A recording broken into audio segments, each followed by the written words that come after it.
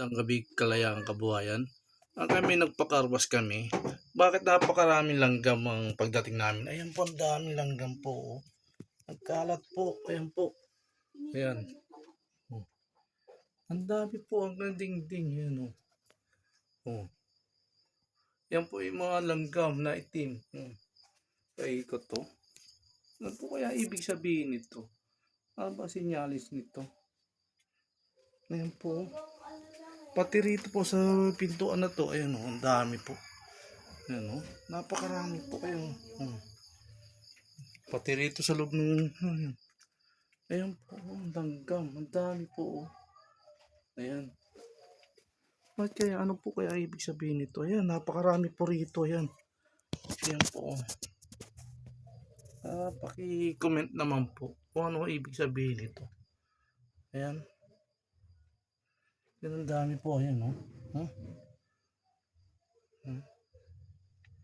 Pati baba. Ayan. Ang dami pong langgam. Ano po ibig sabihin kaya nito? Paki-comment naman po kung ano ibig sabihin nitong mga langgam na itim. Ayan, nagkalat po sa pader. Ayan po, ang dami. Langgam po lahat yan, yung mga itim na yan. Ayan po. Ayan o.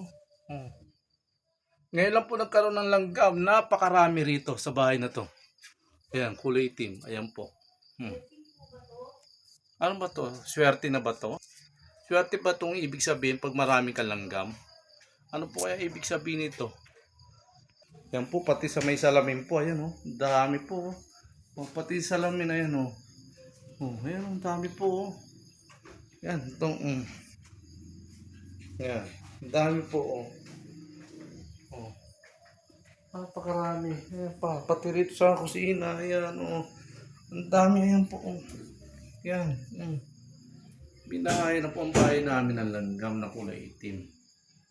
Ano po ba kaya ang ibig sabihin nito?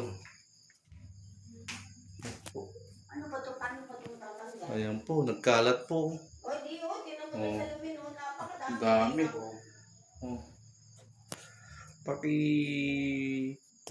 Ano nga po kung ano ibig sabihin itong mga langgam na ngayon ay naglabasan sa bahay na to. Dati wala naman po ito. Ayan.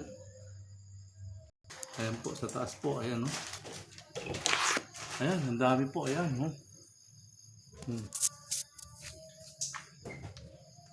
Ayan po, sa taas.